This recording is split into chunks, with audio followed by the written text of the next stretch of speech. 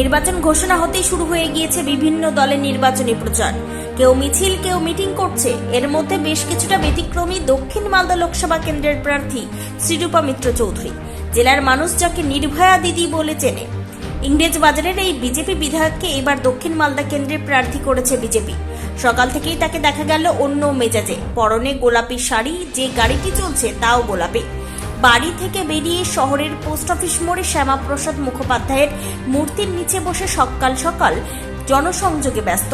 কিন্তু এই গোলাপি রং কেন, তাড়াতাড়ি তিনি জানালেন, এই গোলাপি রং হলো পাওয়ার অফ ওমেন, অর্থাৎ নারী শক্তির প্রতীক। যখন আইন কানুন কিছু ছিল না এবং সেই সময় তীব্র পুরুষতান্ত্রিক সমাজের অত্যাচারের হাত থেকে রক্ষা পাওয়ার জন্য মহিলারা একত্রিত হয়ে গোলাপি গ্যাং বানাতো। নারী শক্তির সশক্তিকরণের জন্যই এই রং তিনি বেছে নিয়েছেন। এদিন সকালে ইংরেজ বাজার শহরে বেশ কিছুক্ষণ সময় কাটিয়ে তিনি মোথাবাড়ি বিধানসভার উদ্দেশ্যে রওনা হন। গোলাপি হচ্ছে পাওয়ার অফ পিঙ্ক, এটা মেয়েদের রং। আমরা এই গোলাপি কালার দিয়ে অনেক বছর আগে, মানে আজ থেকে 3 দশক আগে গোলাপি গ্যাং আমরা তৈরি করেছিলাম মহিলাদের নিয়ে। সেই গোলাপি গ্যাং কী করতো, ঘরে ঘরে গিয়ে মহিলাদের উপর যে অত্যাচার হতো, অনাচার হতো, সেইগুলোকে প্রতিবাদ করতো। আজকে মানে নির্ভয়া দি সারা উত্তরবঙ্গে একজনই মহিলা যিনি এই লোকসভা নির্বাচন লড়ছেন।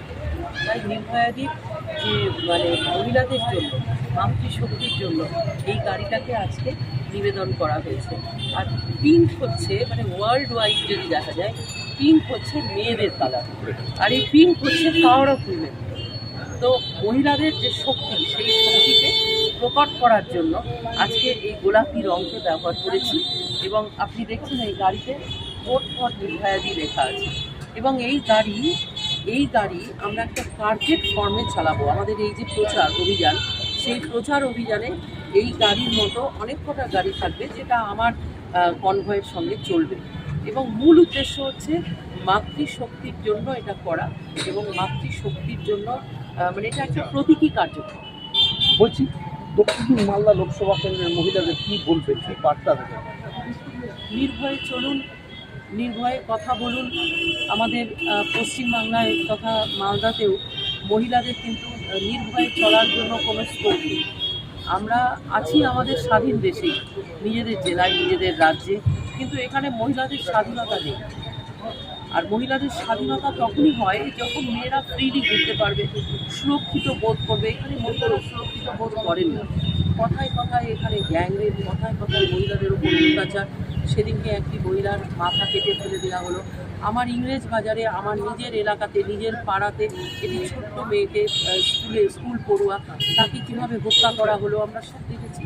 তো মহিলাদের এরপর যে এই অত্যাচার অনাচার, সেইটা বন্ধ হোক, এটা সবসময়ই আমরা চেয়েছি। এবং সারা জীবন ধরে মহিলা সশক্তিকরণের উপরে আন্দোলন চালিয়ে এসেছি। আমাদের সৌভাগ্য যে মাননীয় মোদিজি মানে দীর্ঘদিনের আমাদের আন্দোলনের যে ফ্রুট, সেটা এইবার আমরা দেখতে পেলাম। নারী শক্তি অধিনিয়ম যেটা হয়েছে, মানে অ্যাসেম্বলিতে এবং পার্লামেন্টে রিজার্ভেশন থাকবে মহিলাদের জন্য 33%। আগামী দিনে আমরা সেটা 50% করার চেষ্টা করব। এবং এই যে একটা বিরাট স্টেপ মোদিজি নিলেন, সেটার জন্য আমি খুবই আপ্লুত এবং আনন্দিত।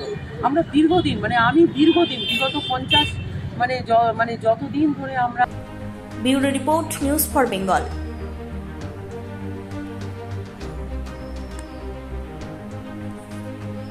This channel does not promote or encourage any illegal activities. All contents provided by this channel is meant for educational purpose only.